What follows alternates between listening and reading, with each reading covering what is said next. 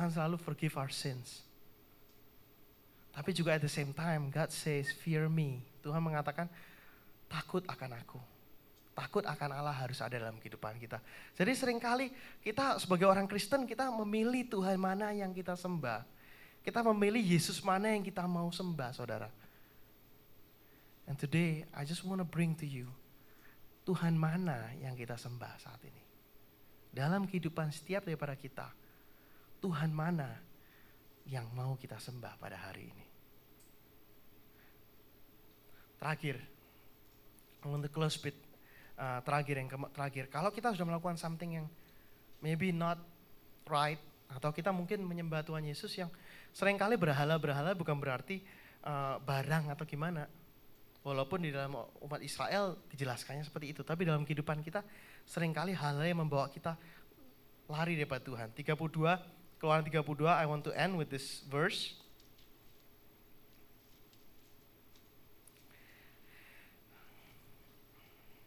Ayat 18 mengatakan, ayat 17 saja, mulai dari 17 saya akan bacakan.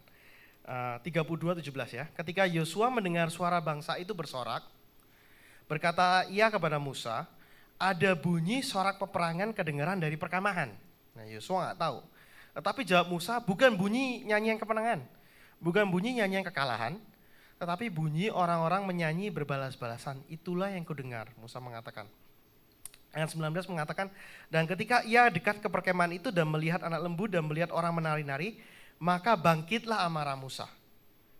Dilemparkannya lah kedua loh itu dari tangannya dan dipecahkannya pada kaki gunung. Sudah itu diambillah anak lembu yang dibuat, dibakarnya dengan api dan digilingnya sampai halus, kemudian ditaburkannya kepada air, ke atas air dan disuruhnya minum oleh orang Israel. Lalu berkatalah Musa kepada Harun, apakah yang dilakukan bangsa ini kepadamu sehingga engkau mendatangkan dosa yang sebesar itu kepada mereka? Tetapi jawab Harun, janganlah bangkit amarah Tuanku, sebab engkau sendiri tahu bahwa bangsa ini jahat semata-mata. Jadi Harun malah mengatakan begitu.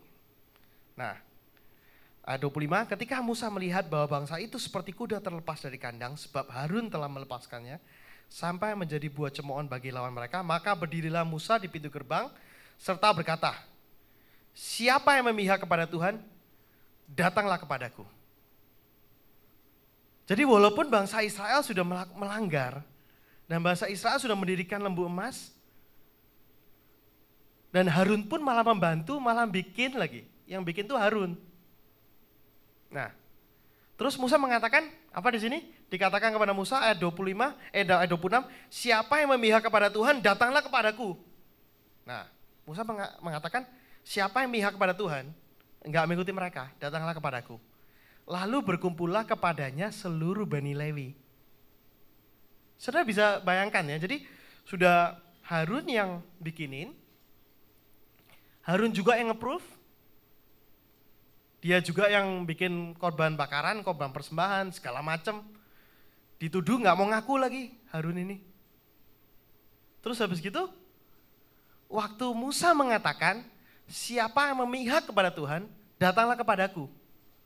Lalu berkumpullah kepadanya seluruh Bani Lewi, termasuk Harun. Jadi sudah orang yang bikin, orang yang malah mungkin mempelopori, malah menyediakan korban bakaran, persembahan, menyediakan mezbah segala. Semua dia melakukan, nggak mau ngaku salah lagi, ditanya. Terus habis gitu, waktu Musa mengatakan, semua yang memihak Tuhan kembali kepadaku, Harun ikut.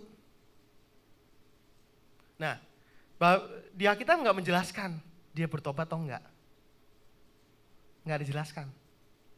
Tapi pada saat itu, yang terjadi setelah itu, yaitu Bani Lewi diharuskan untuk membunuh umat Israel yang nggak berpihak kepada Tuhan. Nah pada saat itu nggak jelas Harun apakah bertobat atau enggak. Tapi one thing is for sure, Tuhan selalu menyediakan pengampunan bagi orang yang sudah bersalah. Buktinya waktu Musa mengatakan, kembalilah padaku semua yang masih mau bertobat, yang berpihak kepada Tuhan. Dan pada saat mereka berdiri di pihak Musa, hukuman itu nggak jatuh ke atas mereka. Hukuman itu hanya jatuh kepada orang-orang yang nggak berpihak kepada Tuhan setelah mendengarkan apa yang Musa katakan. Jadi seringkali dalam kehidupan kita pun kita bisa aja gitu. Kita ngikutin Tuhan gitu, terus kita melihat, oh Tuhan sepertinya jalannya nggak tepat dengan apa yang aku mau. Let me just change the direction a little bit. Tapi pada saat kita kembali, God is there for us. Dan dikatakan, hukuman itu nggak jatuh dalam kehidupannya, dalam kehidupan daripada Harun. Karena dia mau kembali kepada Tuhan. Nah, bertobat enggaknya nggak jelas, Alkitab nggak mengatakan. Tapi, I want to end with this point. Kalau kita mau kembali kepada Tuhan, God will always be there for us. Jadi yang pertama dalam kita mengikuti Tuhan, you have to know, kita harus tahu Tuhan Yesus Tuhan yang seperti apa. Kalau kita nggak pernah baca Alkitab, kita nggak pernah mengikuti firman Tuhan, kita nggak akan understand Tuhan kita itu seperti apa, Tuhan itu maunya apa, hati Tuhan seperti apa, kita nggak akan understand. Yang kedua yang kita harus ngerti, when we follow God, we have to follow Him 100%. Nggak bisa kita punya pilihan-pilihan kita sendiri. Oke, kita ini saya ikutin. Oh, kalau misalnya untuk berkat untuk saya ikutin. Oh, Tuhan selalu menyediakan.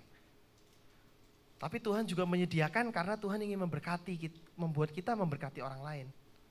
Sudahkah kita memberkati orang lain? Yang ketiga, if we have a Jesus in our lives, kita punya Tuhan Yesus dalam kehidupan kita yang not really Jesus Christ, and you know it. Saat saya bicara, I know the Holy Spirit is here and it's working inside your heart. Dan kalau memang ada, kalau misalnya kita menyembah Tuhan tapi nggak benar-benar Tuhan Yesus yang kita sembah, you know it's not Jesus. Karena kita sudah mulai mengontrol Tuhan, kita mulai mau apa yang kita mau. Oh Tuhan, saya maunya ini gitu. Seringkali kan kita begitu ya, minta sama Tuhan, oh Tuhan saya maunya yang ini gitu. Sama seperti saya waktu minta BP. That's what I'm doing. I pray to God fervently, oh Tuhan kasih kerjaan ini. Ternyata nggak dapet. And then sempat disappointed for a few minutes.